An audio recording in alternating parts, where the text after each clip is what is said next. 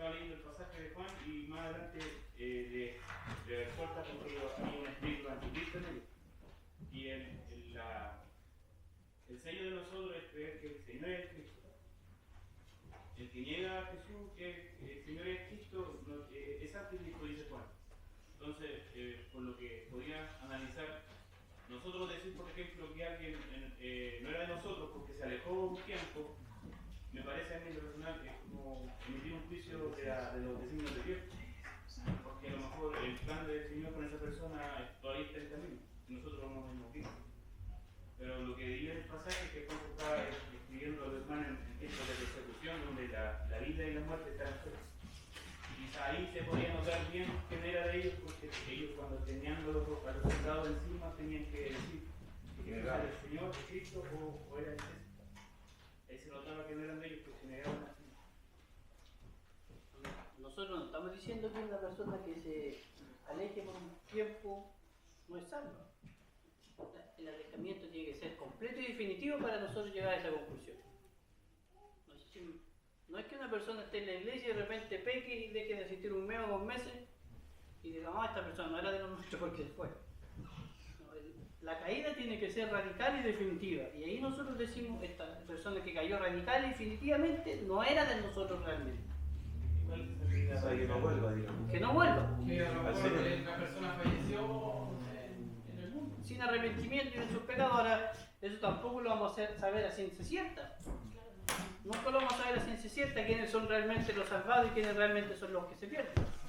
Pero sí tenemos pistas, por decirlo así, que la palabra del Señor nos dice a través de los frutos de la persona. Si la persona nunca viene a la iglesia, nunca ora, nunca canta, nunca lee la Biblia, se la pasa tomando, obviamente que no es cristiano.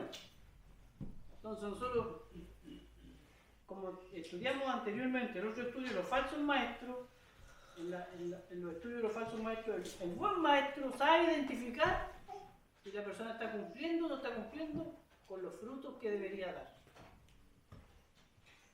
Y así se podría, entre comillas, llegar a la deducción si la persona es o no es verdaderamente cristiana. Porque por los frutos nosotros los vamos a conocer. Con respecto a los que son salvados y perdidos dentro de la iglesia, la Biblia también enseña de que Dios permite que Satanás plante en la misma iglesia a la cizaña, a los que son un fruto muy semejante al cristiano, pero que al final no es de la cosecha del Señor. Y los deja ahí para que cuando llegue el tiempo de la cosecha, Dios elija a los que Él realmente plantó.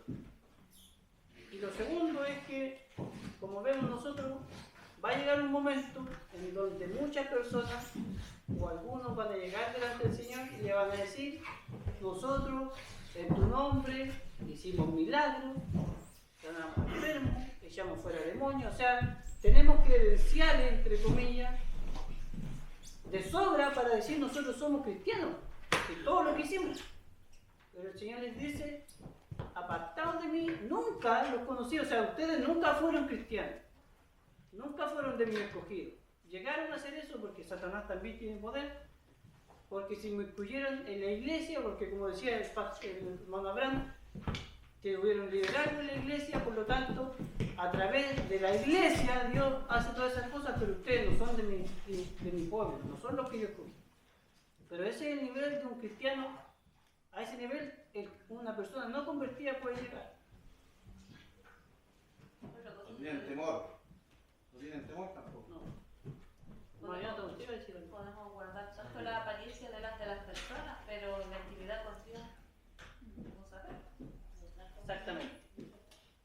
Que, bueno, no sé si aplicará para este tema la parábola del hijo pródigo, que igual terminó en una condición, o sea, estuvo en una condición que podríamos decir, este de verdad se perdió, o sea, comiendo con los cerdos, no sé. Pero igual en esa misma condición se acordó de su padre, o sea, lo que usted decía, el que es sellado, como sea hermano Abraham, en algún momento recapacita y vuelve al padre. Amén. Claro. El otro, uno de los versículos que me cuesta como entenderlo, no creyendo que la salvación se pierde, es el de cuando dice el Señor que yo soy la vid y vosotros los pámpanos. Y uno entiende, igual es como bien gráfico el ejemplo de que el pámpano está arraigado al arbolito, o sea, es parte de la vid. Entonces cuando dice que es cortado y lo echan en el fuego y arde, ¿cómo podemos interpretarlo para no caer en creer que podría significar que alguien, digamos, es cortado de donde pertenece y echado en el fuego? A lo mejor de la misma manera que Dios permite plantar en la misma iglesia visible a personas cristianas y no cristianas. O sea, en el mismo árbol están plantados los cristianos y los no cristianos. Porque en esa otra parábola Dios permite que la cizaña esté junta con el trigo. O sea, eso no significa que sea de Cristo. Es que no es de Cristo. Aunque esté en la vid. Claro. Hermano Juan Pablo, me gustaría hacer una pregunta. Aprovechando que hay varios comunitas acá, me he topado con hermanos cristianos de otra iglesia que ellos creen que la salvación se pierde. ¿Cómo podemos enseñarles a las generaciones que vienen detrás con nosotros que la salvación no se pierde? Que enfrentar esas situaciones cuando les toque vivir, conversar con ellos. Bueno, yo creo que lo primero que nosotros nos debemos, si vamos a evangelizar o hablar con otro joven,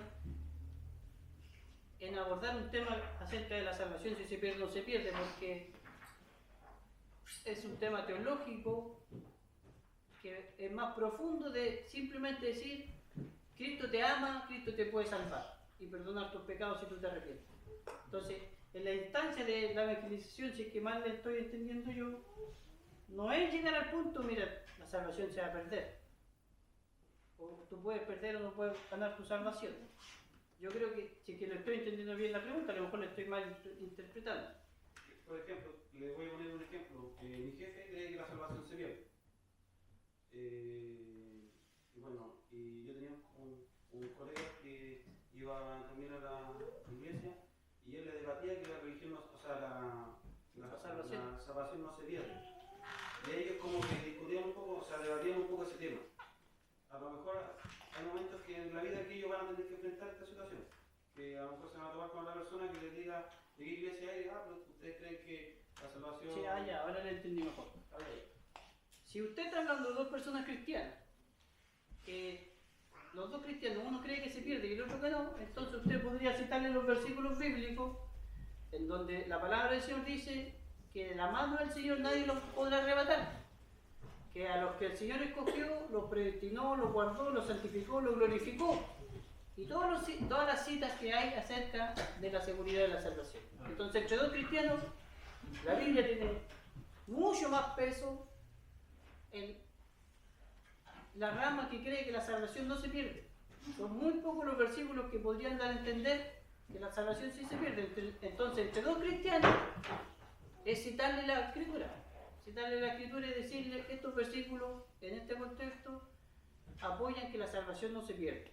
Y algunos de los que ya hemos visto, de mi mano que Él los arrebatará, mi Padre y yo somos uno, y Él los va a preservar, yo les voy a dar un corazón nuevo para que cumplan mis mandamientos, y así todos los versículos que hablan acerca de la salvación, que no se pierde. Entre dos cristianos, por supuesto. Sí. Bueno, cuando el Señor ora por los discípulos, tiene relación con algo a lo que leyó la hermana Claudia, cuando habla que, a ver si lo voy a leer, cuando estaba con ellos en el mundo, yo los guardaba en tu nombre, a los que me diste yo los guardé, y ninguno de ellos se perdió, sino el hijo de perdición, para que la escritura se cumpliese.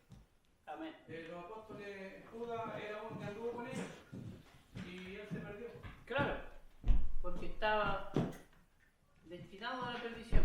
Para que la escritura se cumpliese, era necesario, por eso no toda la humanidad fue creada para Sí, la salvación. exactamente. Ahí está el tema que estudiamos en la clase pasada, en donde el Señor vino al mundo para salvar a la iglesia, a sus hijos, no para salvar a todo el mundo, porque si no todo el mundo hubiese sido salvo.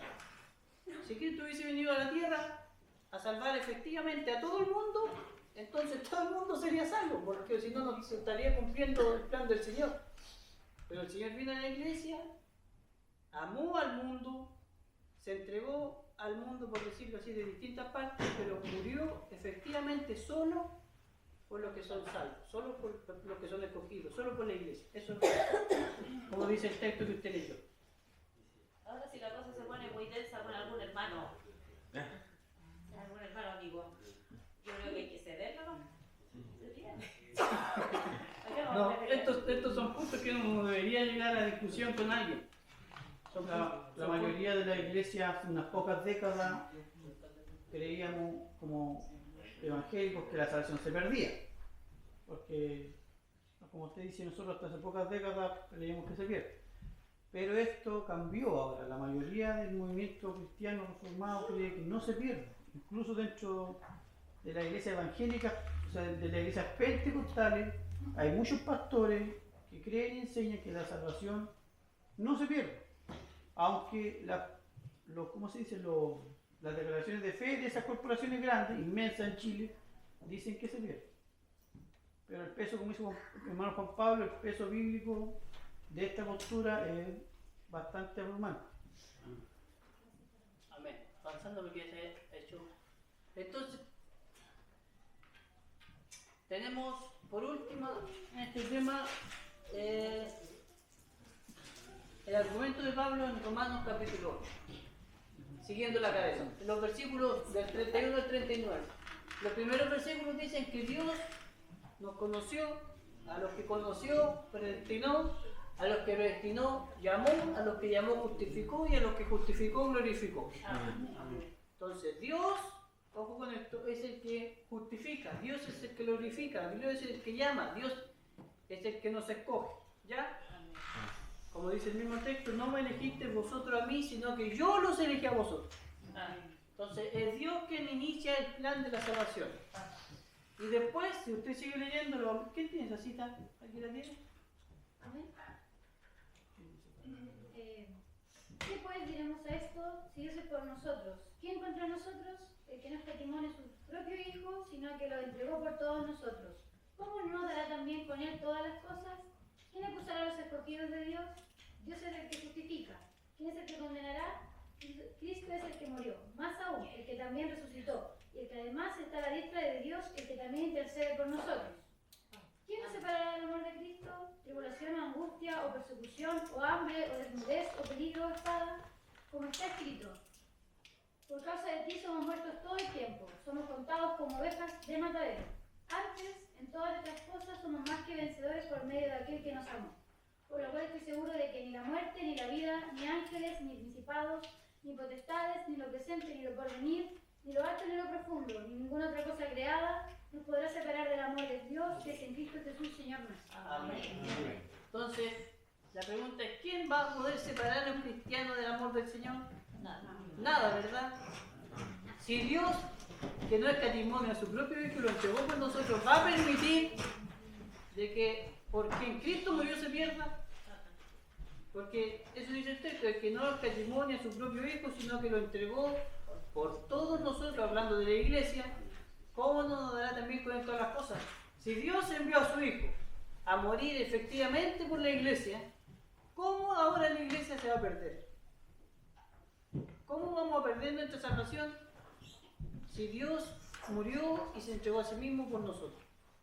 Y ahí termina diciendo, no hay ninguna cosa que nos pueda separar del amor del Señor. Ni ángeles, ni potestados, ni los problemas que tengamos, ni las caídas que tengamos. Ninguna cosa va a poder separar al cristiano del amor del Señor. Amén. Amén. Amén. Entonces un cristiano verdadero, un cristiano de real, no puede perder su salvación. Hermano, ahí yo la estoy viendo, la que ahí está corroborando la que la salvación no se pierde, porque si se perdiera, estaría haciendo en vano todo lo que hizo él. Exactamente, eso es lo que llega a la conclusión del apóstol Pablo.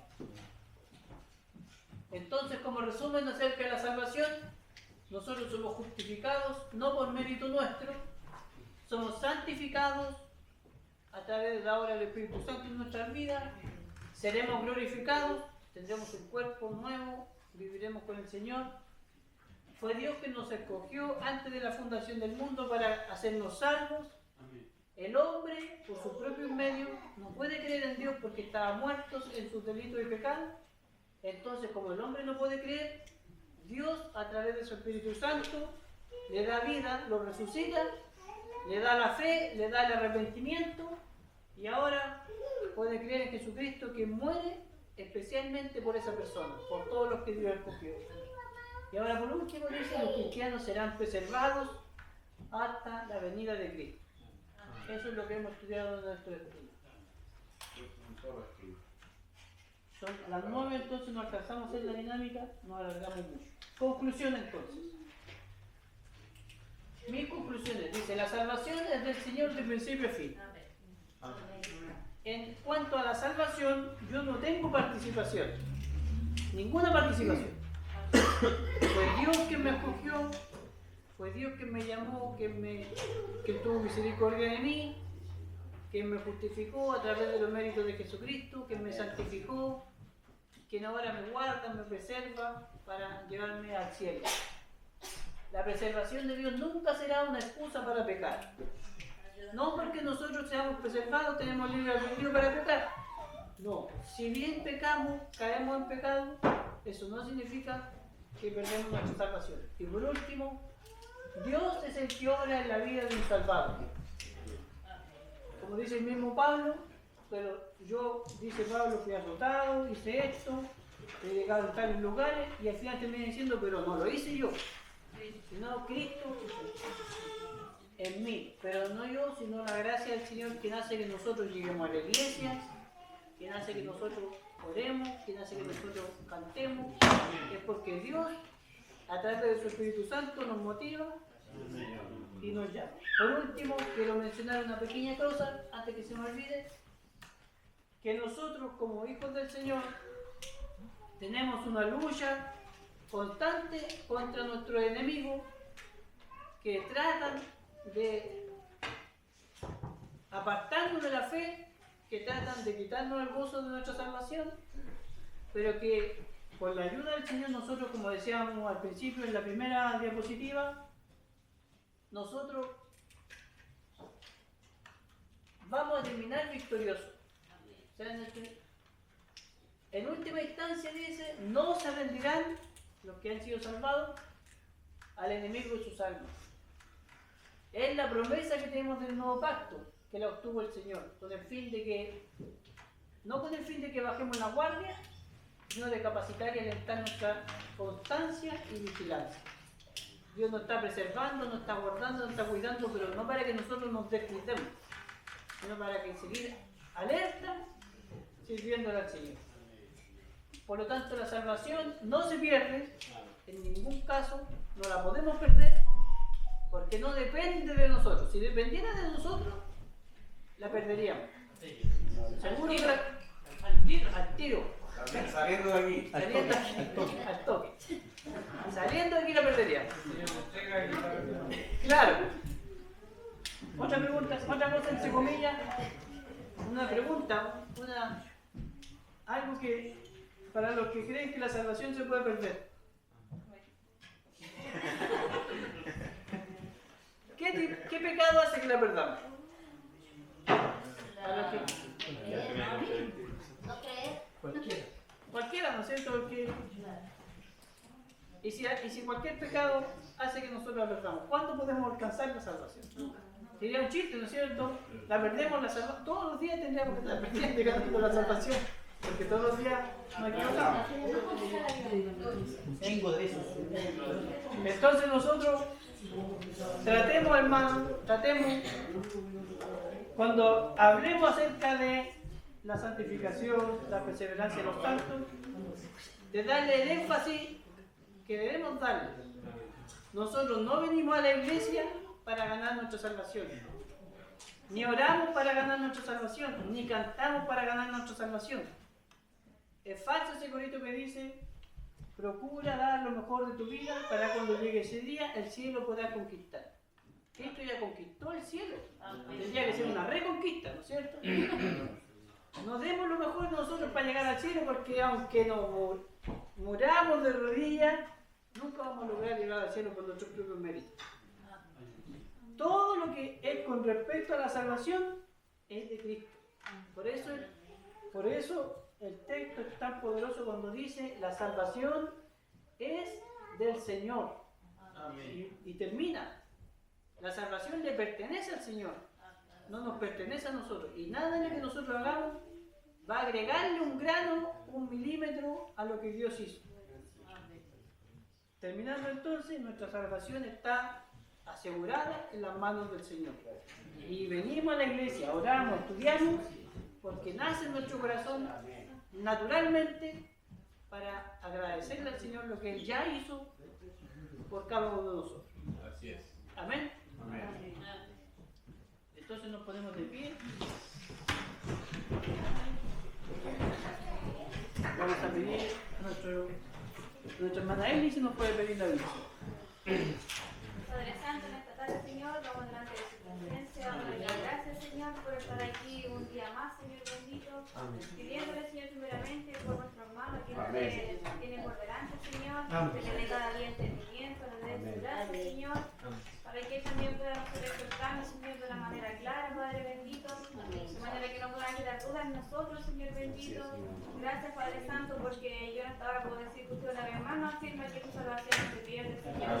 Gracias porque usted un día puso sus ojos en cada uno de nosotros, Señor bendito, y nos salvó, Señor, de aquella perdición, Padre bendito. Bendiga nuestras vidas, Señor, guárdanos, Señor, y como también nos enseñaba, Señor, su palabra, ayúdanos a batallar para restaurar lo que usted nos ha dado, Señor bendito, por gracias, Señor bendito. Bendíganos en esta hora, Señor, ayúdanos también a llegar al próximo estudio, Padre bendito, que usted pueda motivar, Señor, y amonestar a los hermanos, Señor, a seguir viniendo, Padre bendito. Llévenos guardado y bendecido a nuestros hogares, en el nombre del Padre, Hijo y Espíritu Santo. Amén. Demos gracias, Señor. Gloria a